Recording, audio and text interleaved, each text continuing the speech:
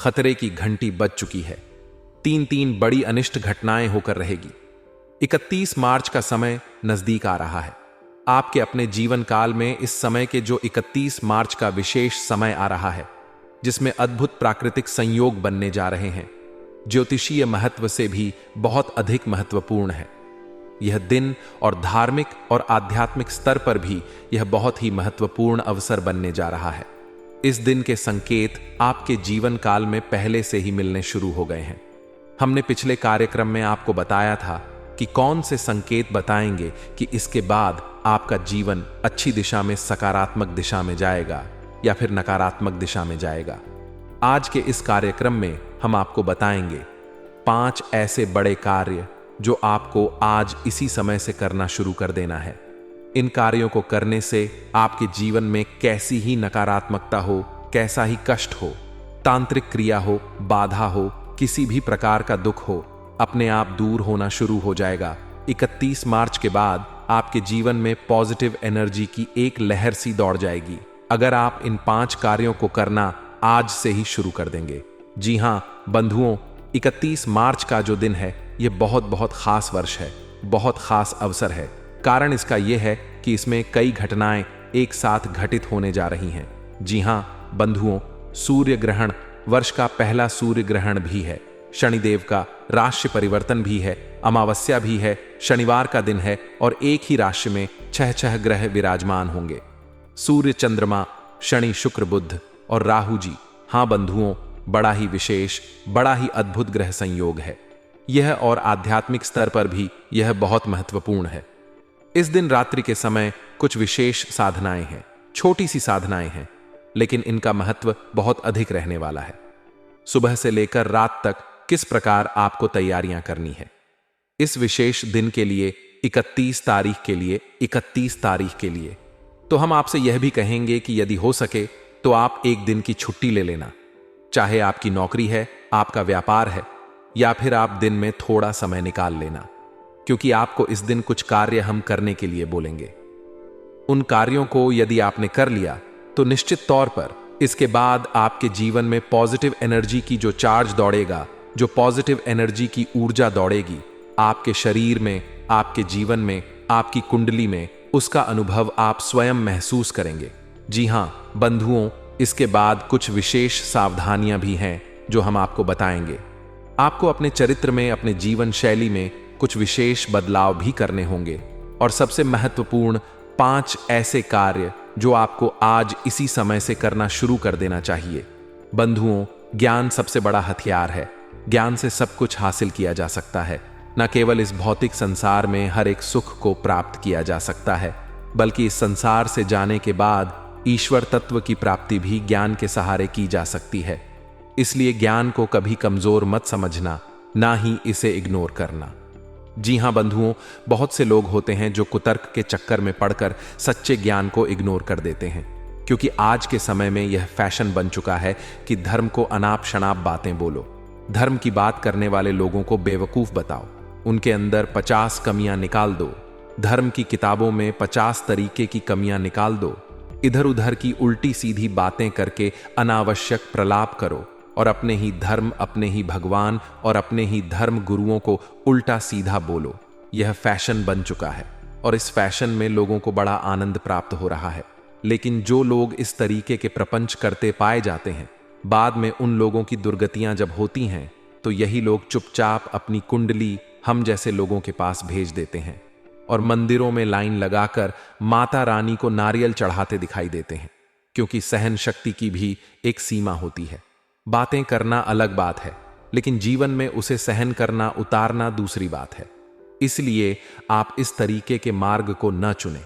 उस परम सत्ता को स्वीकार करिए, और जो उस सत्ता से जुड़ा हुआ है, दिन रात भजन कर रहा है, दिन रात साधना कर रहा है, यदि ऐसा कोई व्यक्ति आपके सामने आता है, सम्मान करिए, सभी का सम्मान करिए, प्रेम से रहिए, किसी का भी विरोध अनावश्यक रूप से ना करिए। यदि विरोधमय बातें हैं सचमुच में तब तो करिए, लेकिन अनावश्यक प्रलाप और बिना मतलब में आनंद लेने के लिए किसी के अंदर जबरदस्ती की खोट निकालना गलत बात है। इससे आपका चरित्र हनन होता है, इससे आपका व्यक्तित्व का स्तर नीचे गिरता है। इससे आपका खुद का कर्म खराब हो जाता है, प्रारब्ध बिगड़ जाता है। बंधु, हमारे यहाँ हिंदू धर्म में बताया गया है, श्रीमद् भागवतम की बात करते हैं। बंधु लोग, आप लोग कहेंगे कि हम इधर उधर की बातें ज्यादा करते हैं, लेकिन क्या करें, गुरु का काम है कि अपने शिष्यों को सन्मार्ग पर लेकर आना, बातें चाहे कितनी ही करनी पड़े। तो श्रीमद् भागवतम में यह एक आता है प्रसंग, जहां महाराज परीक्षित के सामने कलयुग आता है और उनसे कहता है कि प्रभु हमें रहने के लिए जगह दीजिए। महाराज तो परीक्षित जी कहते हैं कि 4 जगह आपको दे देते हैं। 4 जगह कौन कौन सी है आप समझिए। नकारात्मक लोगों की, जहां पर वेश्यावृत्ति हो रही है, व्यभिचार हो रहा है, वहां पर जहां पर जुआ और शराब हो रही है, यानी शराब पी जा रही है, जहां पर लंपट लोग बैठकर गप्पे हाँक रहे हैं, इसकी उसकी चुगलियां बुराइयां कर रही हैं, जहां पर अनाचार, व्यभिचार, अत्याचार हो रहा है, इन जगहों पर कलयुग का वास करवाया गया है। तो जब आप किसी की बारे में उल्टी सीधी बिना मतलब के प्रलाप करते हैं, खास तौर से धर्म की बातें करते हैं, वह भी कुतर्क के साथ, तो आप ऐसे स्थान पर पहुंच जाते हैं जहां कलयुग का वास है, और फिर आप पूरी तरीके से कलयुग के दायरे में आ जाते हैं, और फिर कलयुग का प्रभाव आपके ऊपर होता है। अब आपको हमारी बातें अच्छी लगे तो ठीक है, नहीं अच्छी लगती है तो कोई बात नहीं करिए। आज नहीं तो कल आपको, कि यह आपको आने वाले कई संकटों से न केवल बचाएगा, बल्कि आपके जीवन को एक नई दशा और दिशा भी देने वाला है। जी हां बंधुओं, तो आपको हम बताएंगे 5 कार्य जो आपको आज से ही शुरू करने हैं। साथ ही हम आपको यह भी बताएंगे कि 31 मार्च के दिन आपको कौन सी जरूरी क्रियाएं करनी है, इन क्रियाओं को करने के क्या लाभ रहेंगे, और उसके बाद कौन सी सावधानियां रखनी है, क्योंकि 31 मार्च से लेकर 18 मई तक पिशाच योग बन रहा है। खतरनाक योग है, ज्योतिष के सबसे बुरे योगों में से एक योग है। जब भी यह योग बनता है, केवल और केवल विनाश लेकर आता है। आपकी कुंडली में जहां भी, जिस भी भाव में यह योग बन जाएगा, विनाश कर देगा, उस भाव से जुड़े सारे के सारे सुख समाप्त कर देगा। लेकिन ऐसा नहीं है कि यह निश्चित है, इसका प्रभाव सकारात्मक भी होता है। यदि आप इस योग के प्रभाव को समझ जाएं और इसकी जरूरत, इसकी मांग को पूरा कर देंगे, तो इसका लाभ भी आपको प्राप्त होगा। यही हमने अपने पिछले कार्यक्रम में भी चर्चा की थी। आज भी हम इसी चर्चा को आगे बढ़ाएंगे। तो चलिए बंधु, आज के इस विशेष कार्यक्रम को शुरू करते हैं। महामाई को याद करते हुए कमेंट बॉक्स में प्रेम से, भक्ति भाव से लिख डालिए, जय मां भद्रकाली, कृपा करो महामाई। इतनी दयालु है कि वे आपके ऊपर निश्चित कृपा करेंगी, आपके जीवन से हर एक दुख को समाप्त कर देंगी। चलिए बंधु, अपने मूल विषय को अब शुरू करते हैं। प्यारे मित्रों, हमारे अत्यंत प्रिय और परम पूज्य अमिताचार्य जी के पास मां बगलामुखी और मां भद्रकाली की साधनाओं का वर्षों का अनुभव है, और माता रानी की इनके ऊपर पूर्ण कृपा और सिद्धि है। आचार्य जी ने अपने सटीक कुंडली विश्लेषण और श्रेष्ठतम उपायों के माध्यम से हजारों लोगों के जीवन को खुशियों से भरा है। आचार्य जी का कुंडली विश्लेषण और उपाय करवाने का तरीका इतना अद्भुत है कि जीवन के हर एक दुख और कष्ट का कारण जड़ से ही समाप्त हो जाता है। फिर समस्या चाहे जैसी भी हो, कर्जा बहुत बढ़ गया हो, व्यापार चल नहीं रहा हो, बीमारियों में आप बर्बाद हो चुके हो, रिश्तों में प्रेम समाप्त हो चुका हो, या फिर नौकरी ही ना मिल रही हो, विवाह में देरी होती हो, कैसी भी समस्या हो, इन समस्याओं का कारण क्या है, कौन सी महादशा परेशान कर रही है, कौन सा दोष लगा हुआ है, सब कुछ आचार्य जी इतना सटीक बताते हैं कि वर्षों वर्ष के दुख कुछ ही दिनों में समाप्त हो जाते हैं। अगर आपके जीवन में भी कोई ऐसी संकट की घड़ी है, तो यही सही समय है जब आप पूज्य आचार्य जी के हाथों से अपनी कुंडली का विश्लेषण करवाएं और वर्षों से चल रहे दुखों और संकटों के इस चक्र से बाहर निकल जाए। प्यारे मित्रों, अभी वीडियो में दिए गए नंबरों पर फोन करिए और अपनी कुंडली का श्रेष्ठतम आकलन करवा डालिए। जिंदगी बदलने का यह सबसे बड़ा मौका हाथ से मत जाने दीजिएगा। जय माई की महामई आपका कल्याण करें। सबसे पहले बंधुओं, हम आपको बताएंगे कुछ ऐसे कार्य जो आपको आज से इसी समय से करने शुरू कर देने हैं।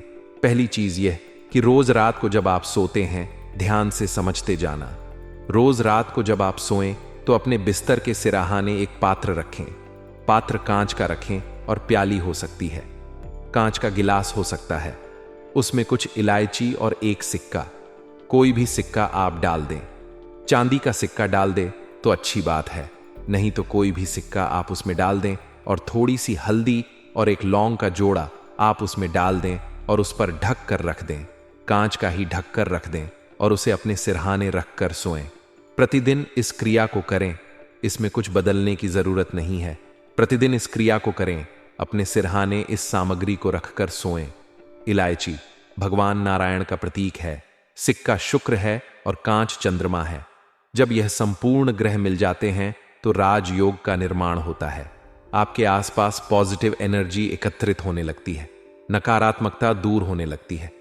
रात को जब आप सोते समय इस क्रिया को करेंगे तो आपके आसपास पॉजिटिव एनर्जी का चार्ज एकत्रित हो जाएगा, नेगेटिविटी आपकी दूर हो जाएगी। इस क्रिया को आप करना शुरू कर दीजिए आज से, इसी समय से। इसमें कुछ भी नहीं लगना है, ना ही कोई मंत्र है, ना ही कोई साधना है और ना ही पवित्र का ख्याल रखना है।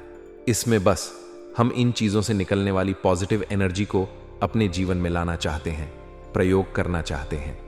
दूसरा कार्य आप यह करें कि आज से ही या कल से ही जब आप घर से बाहर निकलें तो 2-3 कार्य छोटे छोटे हैं, इन्हें संभाल करना शुरू कर दीजिए।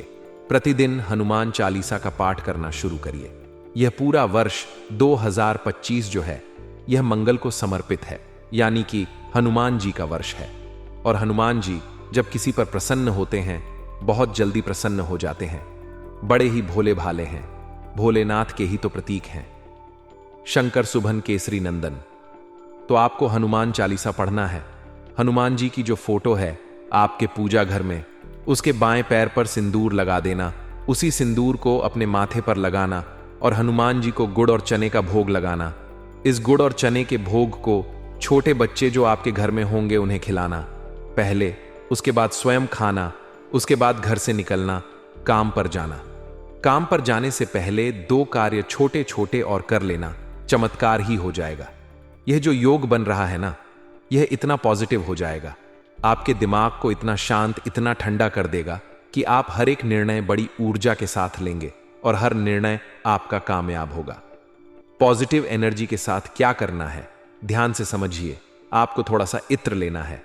अब इत्र कौन सा होता है ध्यान से समझना, वह नहीं जिसे आप परफ्यूम कहते हैं, उसमें तो मादक पदार्थ अल्कोहल मिला रहता है, बहुत ज्यादा मात्रा में उसे नहीं लेना। वह इत्र नहीं है, इत्र है जो शुद्ध सुगंध होती है।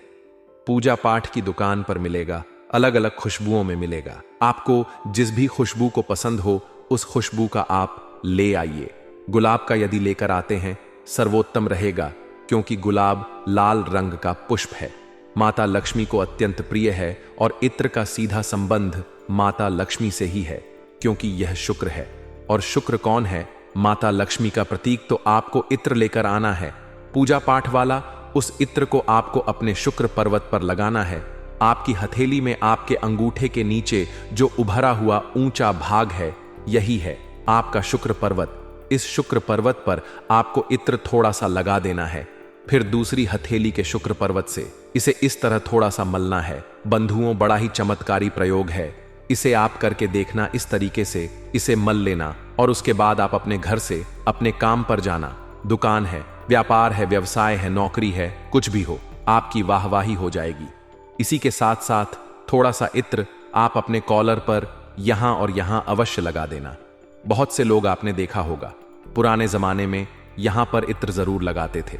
आपके घर के बड़े बुजुर्ग होंगे जो आपके दादा, आपके नाना जी, उनके बारे में जरा याद करने की कोशिश करिए। वो इत्र कहां लगाते थे? तब यही इत्र चलता था। ये जो अल्कोहल वाला इत्र है ये तो अब आ गया बाजार में, तब वही चलता था, छोटी सी शीशी वाला शुद्ध इत्र होता था, उसे यही लगाते थे। यहां क्यों लगाते थे? क्योंकि आपका गला, आपके गले में माता काली का वास है। दूसरा, यह बुद्ध का प्रतीक है, तो आपकी वाणी बुद्धि तेज रहेगी, बुद्ध आपका अनुकूल हो जाएगा और बुद्ध और शुक्र का मिलन हो जाएगा, तो यह राजयोग बन जाएगा। इसलिए यहां पर इत्र लगाइए और अपने घर से काम पर जाइए, आपकी विजय ही विजय होगी। कोई आपको सामने खड़े होकर आपकी बुराई नहीं कर सकता, आपका सामना ही नहीं कर सकता। आपका शत्रु चाहे कोई भी हो, आपके सामने से हट जाएगा।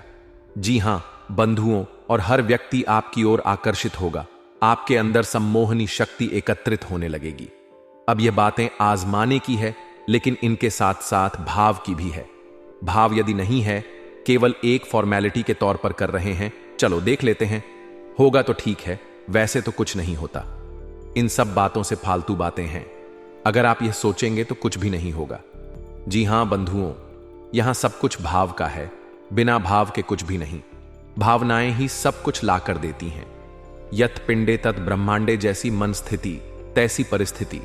तो मन स्थिति ही दूषित है तो परिस्थितियां तो दूषित हो ही जाएंगी। अगर आपके अंदर ही नकारात्मकता भरी हुई है, हर बात में आप नेगेटिव हैं, तो बाहर का वातावरण तो नेगेटिव हो ही जाएगा। उसे कौन रोक पाएगा? तो पहले खुद शुद्ध हो जाइए, पॉजिटिव हो जाइए और हर एक निराशा में भी आशा की एक किरण ढूंढ लिया करिए। यह स्वयं अपने ऊपर एक एहसान करिए। कभी भी किसी भी समस्या की ओर बार बार मत देखो। हम जिस भी चीज की ओर बार बार देखते हैं उसका आकार बड़ा होने लगता है। जिस भी चीज पर हम ज्यादा ध्यान देते हैं वह चीज बड़ी होने लगती है। हम यदि दुखों की ओर ज्यादा देखेंगे तो हम दुखों से ही घिर जाएंगे। हम यदि समस्या की ओर ही बार बार देखते रहेंगे तो हम समस्याओं से घिरे ही रहेंगे। और यदि हम सकारात्मकता की ओर यानी कि समस्या के समाधान की ओर देखेंगे कि यह समस्या है, इसका समाधान क्या है, तो हम अपने आप को समाधानों से घिरे हुए पाएंगे। हम नेगेटिव एनर्जी की ओर देखेंगे तो नेगेटिव पॉजिटिव एनर्जी की ओर देखेंगे। तो पॉजिटिव इसीलिए जो संत होते हैं वे हर वक्त ईश्वर का नाम स्मरण करते रहते हैं, क्योंकि नाम स्मरण शुद्ध सकारात्मक ऊर्जा को आकर्षित करता है और फिर वे पॉजिटिव एनर्जी से भरे रहते हैं। कभी किसी संत को आपने रोते हुए, सिर पकड़े हुए दुखी नहीं देखा होगा, मुस्कुराते ही देखा होगा।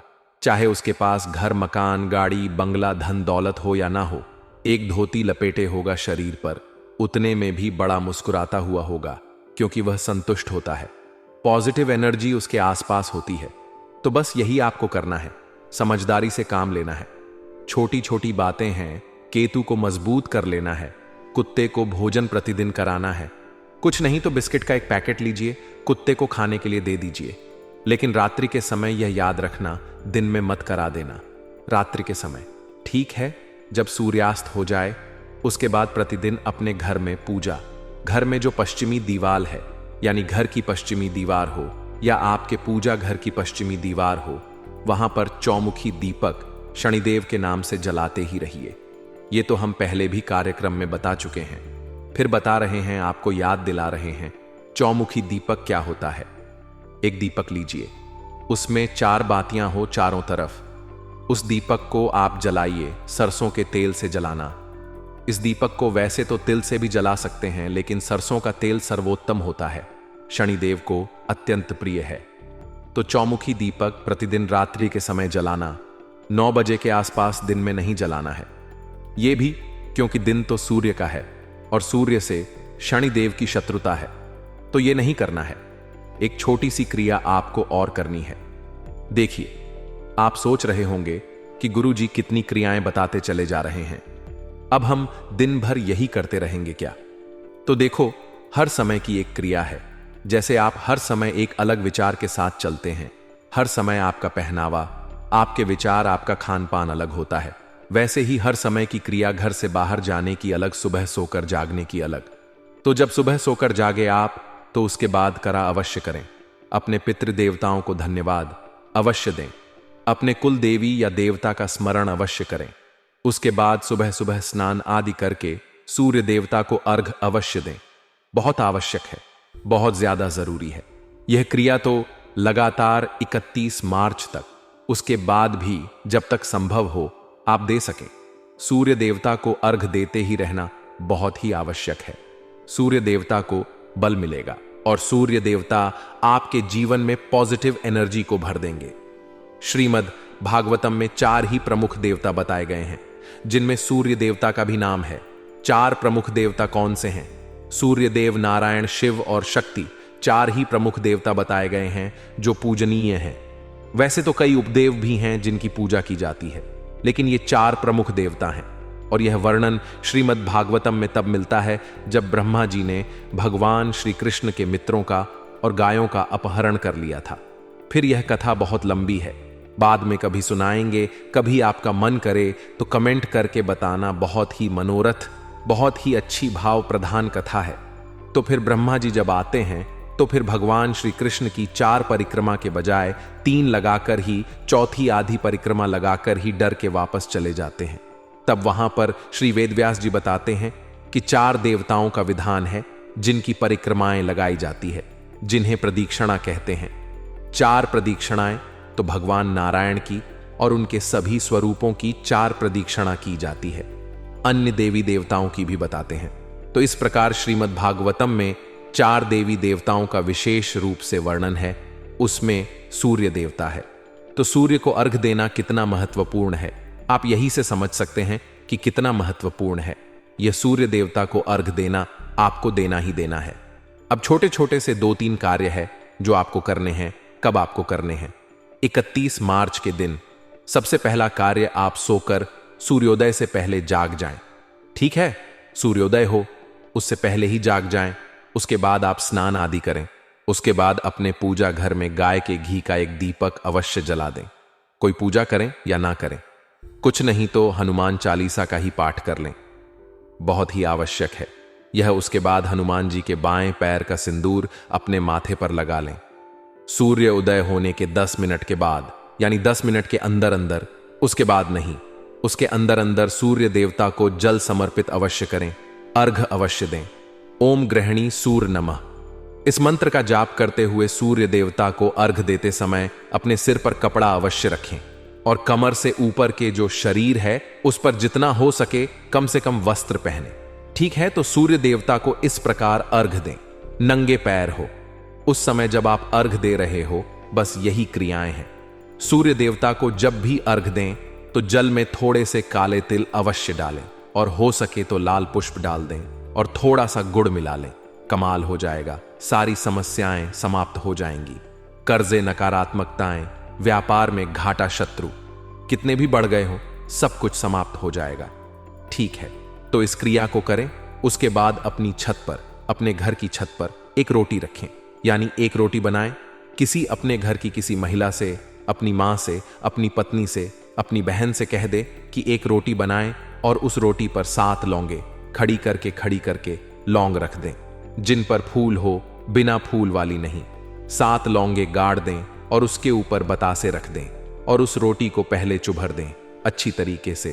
फिर उस रोटी को ले जाकर अपने घर की छत पर रख दें। यह किसके लिए? पितृदेवताओं के लिए। ठीक है, यह महत्वपूर्ण दिन है। सूर्य देवता का सम्मान हो गया, पितृदेवताओं का भी सम्मान हो गया। इसके बाद एक छोटी सी क्रिया और कि गाय को हरी घास खिला दें। गाय बृहस्पति का प्रतीक है और बृहस्पति हर कुंडली का आधार है। आपकी कुंडली में चाहे कितने ही बड़े दोष हों, कितना ही बड़ा नकारात्मक ग्रह योग बन रहा हो, यदि आपका बृहस्पति मजबूत हो गया तो हर एक ग्रह दोष का, नकारात्मकता का वही समाधान हो जाता है। तो आपको गाय को हरी घास खिलानी है।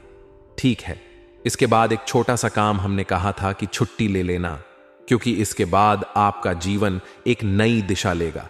या तो आप बर्बादी की ओर जाएंगे या फिर आप आबादी की ओर जाएंगे। ठीक है, ये कड़वी बात लग सकती है आपको कि कोई कहेगा, गुरुजी आप ये कैसे कह सकते हैं, आप क्या भगवान नहीं?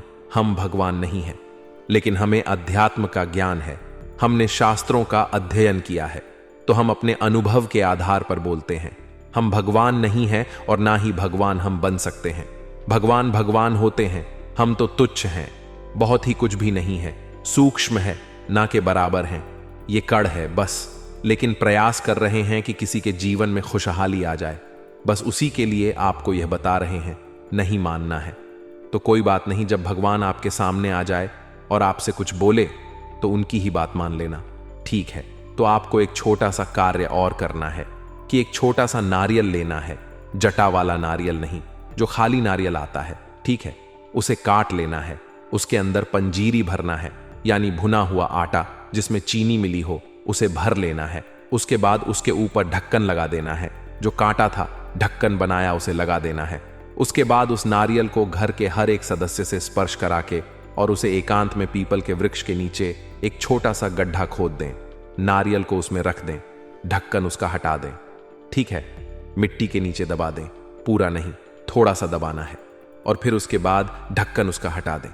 तो वहां कीट पतंगे जो भी होंगे चींटियां होंगी। वे उस नारियल में रखी सामग्री को खाना शुरू कर देंगे। जब तक वे खाएंगी, आपके पुण्य का घड़ा भरता रहेगा और आपकी किस्मत चमकती रहेगी। आपने सारे ग्रहों को अपने अनुकूल कर लिया है। अब न राहु आपके प्रतिकूल, न शनि आपके प्रतिकूल, न गुरु और न ही कुंडली का कोई और ग्रह, और सूर्य देवता से आशीर्वाद और पितृदेवताओं से आशीर्वाद तो आपने ले ही लिया है। अब आपकी जिंदगी में चमत्कार होंगे। दुनिया की कोई ताकत आपका बुरा नहीं कर सकती। हम लिख कर दे सकते हैं। बस इन कार्यों को आप कर जरूर लेना। पूरे भाव के साथ करना। छोटी छोटी बातें हैं जिनका ख्याल रखना है कि 31 मार्च के दिन आपको क्रोध नहीं करना है। ठीक है, महिलाओं का अपमान नहीं करना है, मंदिर अवश्य जाना है और भिखारियों को अपनी सामर्थ्य के अनुसार दान देना है। अन्न और धन सबसे बड़े दान है। ये अन्न का दान और धन का दान। ठीक है, तो फिर यह करना है, अपनी सामर्थ्य अनुसार करना। 10 रुपये एक ही दे देना, एक एक समोसा दे देना, एक एक फल दे देना, केले दे देना, कुछ भी दे देना जो आपकी मर्जी है। ठीक है, उसके बाद आपको क्या करना है? अपने माता पिता का सम्मान, माता पिता के पैर छूना है, उनसे आशीर्वाद लेना है और सबके साथ प्रेम से रहना है। और छोटे बच्चे, यह बहुत ही अच्छा उपाय है। कहा जाता है कि बच्चों के अंदर भगवान का वास होता है। तो छोटे बच्चे जो आपके आसपास खेलते घूम रहे हो, आपके गली मोहल्ले के, आपके परिवार के, उन्हें कुछ नहीं तो छोटी छोटी चॉकलेटें लेकर दे देना, चहक उठेंगे। आपकी चॉकलेटें लेते ही जैसे ही वह खाएंगे, उनके अंदर जो पॉजिटिव एनर्जी है, जो भगवान का वास है, वह आपके जीवन में आ जाएगा। बिना कहीं उनकी आत्मा संतुष्ट होकर आपको आशीर्वाद दे देगी और आपका भाग्य चमक जाएगा। बंधुओं, याद रखना कि जो लोग जीवन में आगे बढ़ते हैं, वह कोई एकदम से बड़ा चमत्कारी कार्य नहीं कर देते, लेकिन अपने हर कार्य में छोटी छोटी सुधार करते हुए आगे बढ़ते हैं। छोटे छोटे कार्य अपने जीवन में ऐसे शामिल रखते हैं जो दूसरों से अलग होते हैं और उन्हीं कार्यों का उन्हें अलग से परिणाम मिलता है। तभी तो एक जैसी मेहनत करके किसी की तरक्की दुनिया भर की हो जाती है और कोई वही पड़ा रहता है। पूरे जीवन भर एक ही पद, एक ही पोस्ट पर नौकरी करता रहता है, पदोन्नति ही नहीं होती। तो बस यही सीक्रेट है, यही रहस्य है, अपने मन पर काबू रखना है 31 मार्च तक। और 31 मार्च के दिन आपको शराब नहीं पीनी है, मांसाहार नहीं करना है, झूठ नहीं बोलना है, क्रोध नहीं करना है, महिलाओं का अपमान नहीं करना है और अपने दरवाजे से किसी को खाली हाथ वापस नहीं जाने देना है। बस इन कार्यों को आप करिए और देखिए कि कैसे जो पिशाच योग बन रहा है। नाम इसका पिशाच योग अवश्य है, लेकिन पिशाच और भूत यह सब ईश्वर की ही देन है, ईश्वर के तत्व से ही बने हैं। तो इनके नाम हमने बना रखे हैं, लेकिन भगवान के लिए सब प्रिय हैं। इसीलिए तो देखिए ना, तुलसीदास जी को हनुमान जी से किसने मिलाया? प्रेत ने मिलाया। और भोलेनाथ की बारात में कौन आए? भूत, प्रेत, पिशाच सभी, और वो महादेव हैं, यानी देवों के भी देव हैं, और उन्हें भी भूत, प्रेत, पिशाच प्रिय है। तो आप यह ना कहिए कि अरे पिशाच योग है तो भाई अब तो बर्बादी होगी। निश्चित है नहीं। अगर आप सत्कर्मों के साथ चलेंगे तो यही पिशाच योग आपको राजा बना देगा। हम लिख कर देते हैं, बस अपने कर्मों का विशेष ख्याल रखना है। ठीक है, एक सबसे बड़ा दोष जो आपके अंदर है कि आपको बातों ही बातों में क्रोध आ जाता है। आपकी राशि के जातकों की बात कर रहे हैं हम। बातों बातों में ही क्रोध आ जाता है और उसके बाद आप अपने आवेश को काबू नहीं कर पाते। गलत को भी सही साबित करने के लिए आप पूरा जोर लगा देते हैं और आप हर एक बहस को जीतने के लिए बहुत ज्यादा जोर लगाने लगते हैं। फिर आप नकारात्मक हो जाते हैं, क्रोध आपके ऊपर हावी होने लगता है। तो ऐसी स्थिति में आपको क्रोध नहीं करना है, बहसबाजी नहीं करनी है। याद रखना कि श्रीमद् गीता जी में भगवान श्री कृष्ण ने क्या कहा है?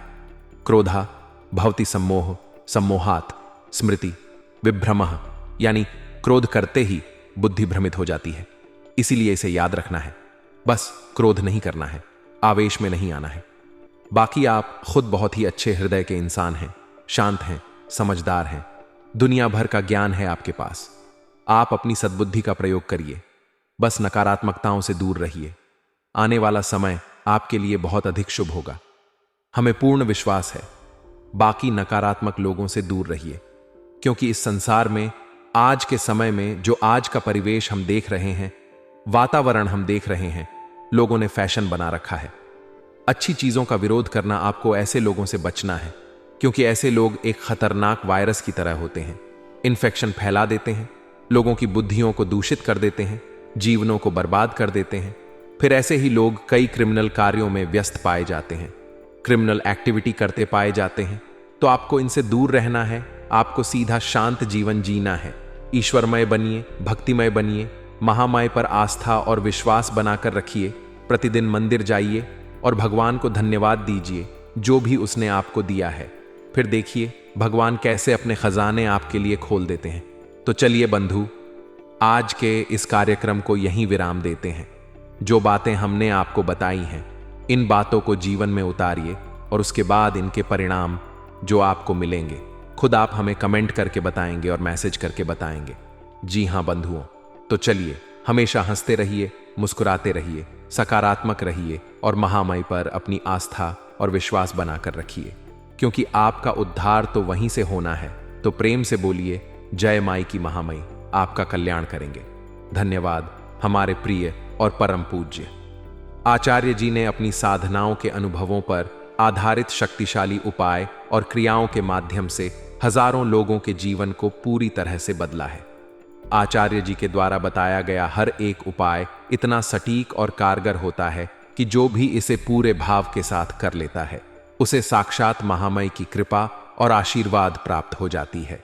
इसलिए निसंकोच इन उपायों को पूरे भाव के साथ करिए, आपका कल्याण होगा।